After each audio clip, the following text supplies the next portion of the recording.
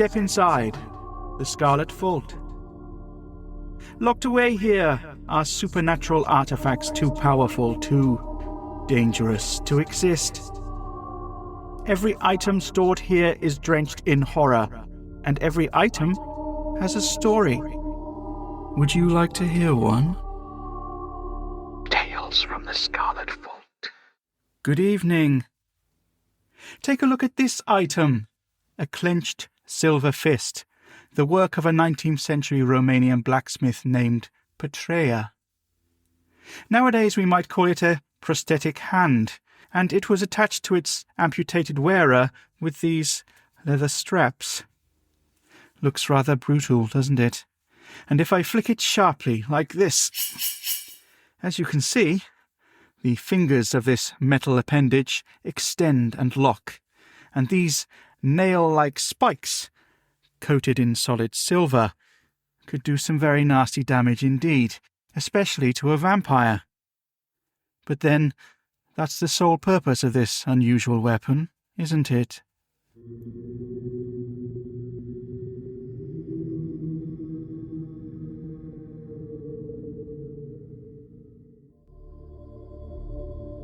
Valentina Balan rode alone through the pine forest as the dusk settled on the land. Each hoofbeat echoed in the silence between the trees. Her cloak, dark as a bird's wing, clung to her lean figure, her blonde hair swept back by the wind.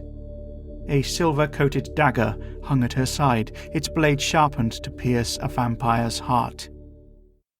For 5 years now she had been hunting the creatures of the night, and the strain of it was beginning to show on her pretty face, and in the lines at the corners of her blazing blue eyes.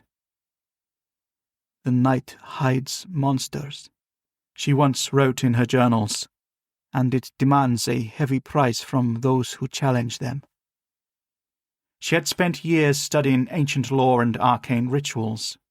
She had trained her body until it had become a coiled spring. The long road had hardened her, but she carried no illusions about the darkness she sought to eradicate. Her intent was simple, and her aim was pure: to destroy all vampires. A chill wind stirred the branches overhead. Valentina brought her horse to a halt and scanned the forest floor for signs. Footprints pressed deep in the mud, vague and half washed away by recent rain. She tied her horse to a gnarled oak and pressed on, guided by a roughly drawn map handed over by the local baron who had called upon her services. He had spoken of the monster that lived in the ruined chapel very quietly, almost embarrassed to be talking of mythical creatures, finding it all faintly ridiculous. He believed in vampires. He had to, given the evidence of his eyes and many accounts of missing villagers, but he didn't want to believe, and still almost chose not to. Valentina wished she could share in such ignorance. "This is how the vampire has proliferated," she had once noted in her journals, "hiding behind their own mythical status. Disbelief is a powerful shield." As she approached the chapel's ruins, moonlight slipped between tattered clouds. The roof of the building had collapsed centuries before. Moss crept over the walls, and ivy strangled the brickwork. Inside, the altar lay overturned, any traces of religious iconography hidden or removed. Rusted nails and scraps of cloth were strewn like discarded bones. Valentina's heart remained calm beneath her leather corset. She raised her dagger, eyes searching the gloom.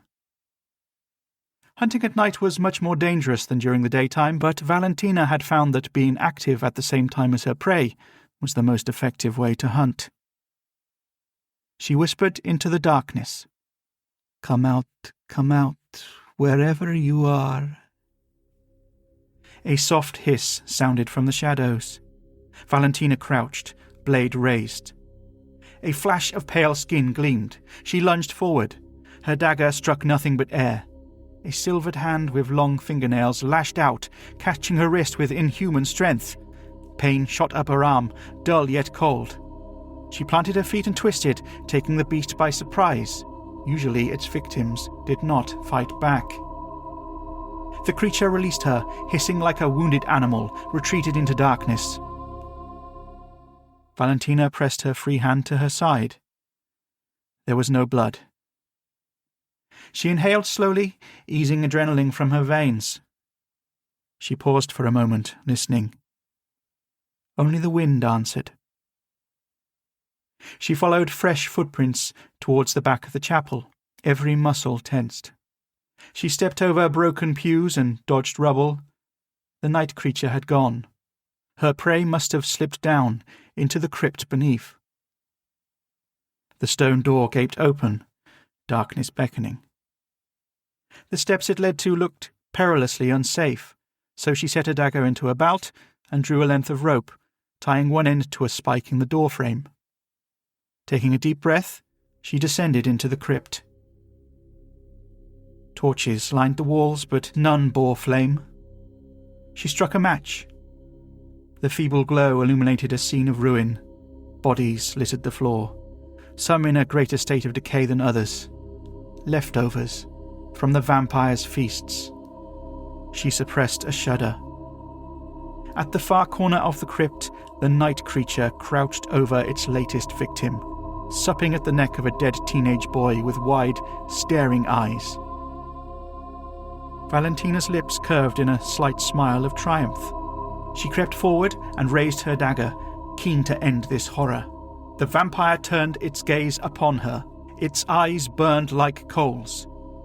This beast was something new, some vampire variant she had not encountered as yet. It was larger, more powerful, and less human than the other night creatures. Fear welled in her chest, but she reverted to her trained instinct to fight and struck in a flash. The dagger bit into pale flesh. The vampire shrieked, more surprised than hurt. It lashed back with brutal speed. Valentina dropped her dagger and raised her fists to block, but two sharp fangs sank into the back of her left hand. She screamed, stumbling backwards as crimson welled around the wound. Her blood. The stench of iron and decay filled her nostrils. The vampire hissed and darted back into shadow. Valentina staggered, pressing her wounded hand against her side. She tasted metal on her tongue. Panic rippled through her. She climbed out of the crypt, with difficulty with only one working hand, the rope swinging behind her, blood dripping from her wrist onto the stone floor. Each breath came ragged. She reached the exit to the building and sank to the grass, head spinning. By the time she found her horse, Valentina's vision blurred. The forest spun around her. She mounted in a daze and urged the animal forward with trembling legs. Every scent hit her like a punch to the face: pine sap, damp earth, the blood on her hands. She could hear the pulse of the horse beneath her, a drumming that grew in intensity as the animal cantered onwards. A dull ache pulsed in her wrist, and it started to spread, hot and insistent, through her veins. She muttered a prayer. "Not this," her thoughts screamed.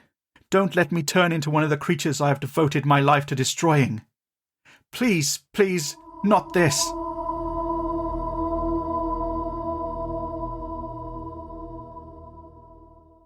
"Quickly, fetch an axe!" she barked at the village blacksmith, roused from his supper by her loud banging on his door. Petrea the blacksmith looked at the woman as if she were insane. "What do you want an axe for, lady?" "Fetch an axe, or by God I'll kill you with my good hand!" Petrea led them to his tool shed and produced his best axe. He offered it to Valentina quizzically. "Use it on my hand, here, just above the wrist." Petrea frowned. "You were bitten by a viper?" The wound looked much bigger than a snake bite. Valentina did not want to waste time with explanations. Yes, a snake. Now please, cut off my hand. Do it now!" "Are you sure you don't want to consult the doctor?" "Do it now!" She screamed back at him, laying her infected arm in invitation on the top of a cold anvil. The blacksmith prevaricated, hovering back and forth with the axe, unwilling to commit. "I am a blacksmith, not a butcher." "Must I do everything myself?" she complained, snatching the tool from the big man's grip with her right hand. "I will not become one of them." She touched the heavy blade to her bad wrist, and then raised the axe high in the air and gritted her teeth. Petrea closed his eyes.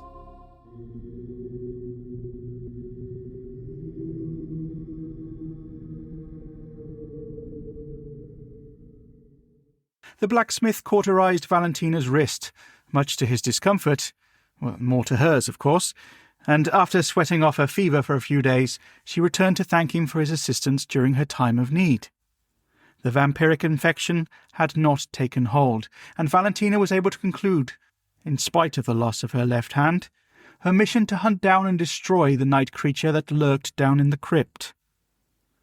The Baron of the region was so grateful for her service, he colluded with Petrea the blacksmith to create a suitable token of their appreciation, a unique and personalized weapon, this metal hand, which she went on to use to slay hundreds of night creatures. Vampires, even to this day, fear the silver fist of Valentina Balan. Check there's no vampires under your bed before you go to sleep tonight, won't you? Enjoy your nightmares.